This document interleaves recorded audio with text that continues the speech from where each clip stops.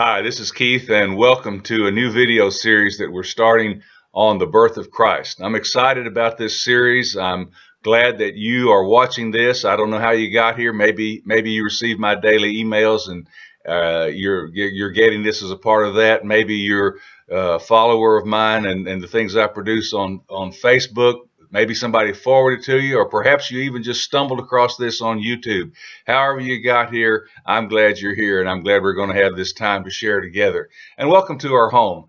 In just a few days from now, this house will be filled with love and laughter as our children and grandchildren come to visit us, and we celebrate Christmas together. And I hope the same thing can happen for you.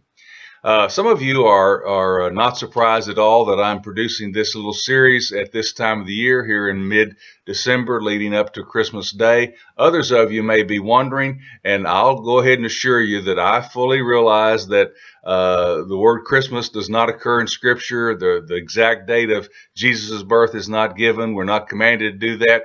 But here's my thought on that. This is a time of the year, this holiday, the Christmas holiday, was established actually by church leaders several centuries after Jesus had been on the earth, and they wanted to honor that as they honored other people, but particularly him. And so they established this holiday, and it's grown in various directions. A lot of it, of course, has been addition of secular things, and we'll talk some about that as we go through, and separating the secular from the spiritual and the truth from the myth and so forth. But I think is my rationale is, hey, the whole world seems tuned in at this time on the birth of Jesus, or at least that's the reason why we're having the holidays originally, at least. And I can't think of a better time when we should either go back and try to remember, or perhaps even learn new things and gain deeper insight into the incredible meaning, the significance of the birth of Christ as a part of human history. In fact, I think it's the very centerpiece. It's the whole culmination of what human history was to be about, was his coming and what all that means. So we'll be talking about that. I must admit to you that ever since I was a little child, I've been fascinated with the story of the birth of Jesus. I don't know exactly how that got started, and I guess everybody is that grows up in and around a church setting, but I've been particularly interested. And as a young adult, as I moved into my ministry, I continued to study what the Bible said about it, study some of the history, the settings around the time that Jesus was born, and then the development of thinking about that, and then the whole addition of the Christmas celebration, Christmas holiday. So this is something that I enjoy doing. I enjoy doing it this time of the year. But there's another truth that we need to remember.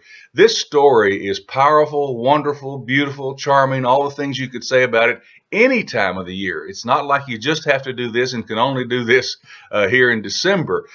This is a great story. It's a beautiful story. It shows a lot about the grace of God, the plan of God being unfolded as he wanted to redeem and had a purpose and a plan to redeem sinful mankind.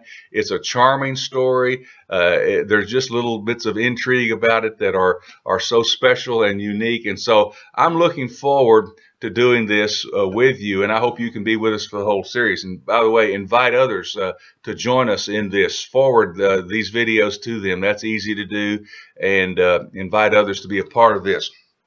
I would want to say that while I hope you have a very happy Christmas season, I hope you don't fall into the trap that many people experience. There's a crazy thing. This, though, back to the point about some church leaders making this a special celebration, sort of adding it to their church calendar at that time, and how it's grown ever since. This is this is supposedly the greatest time of the year to focus on the birth of Christ. But there's an amazing thing that happens, and I bet you've experienced this and seen some of this already. The more we sometimes celebrate Christmas, guess who gets squeezed out?